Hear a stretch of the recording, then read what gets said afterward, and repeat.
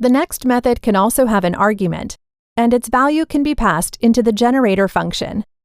This has opened a door of great potential. To receive the argument value from the next method, we need to assign yield to a variable. The argument value of the next method will be sent into the variable. But this design has a problem. The argument value of the first next method cannot be sent into the generator function because the first next method will only trigger the codes defined before the first yield. This means the variable won't be declared by the first next method.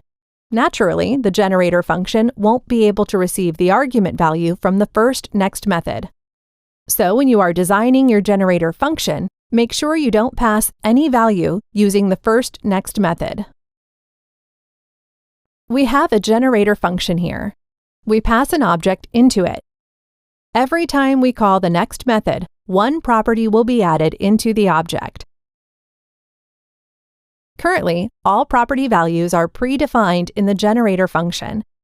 If we want more flexibility, we can pass our own property value via the next method.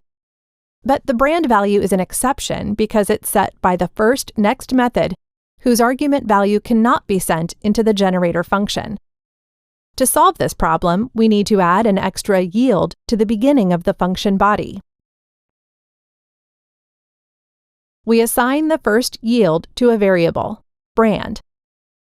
Then we assign variable brand to the property brand.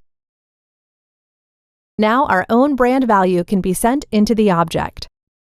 Next, we assign the second yield to another variable, model.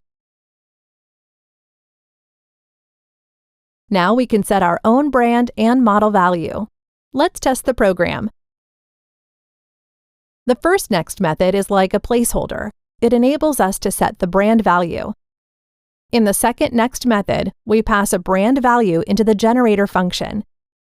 It will first be received by the variable brand, and then will be assigned to the brand property.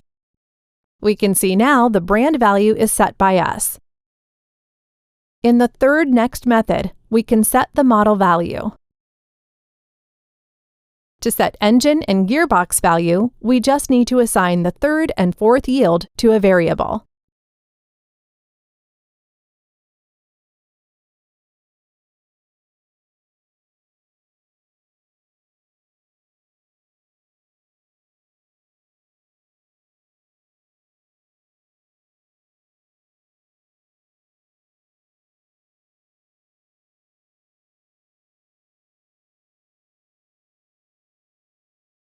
Now we have full control over the 4 property values.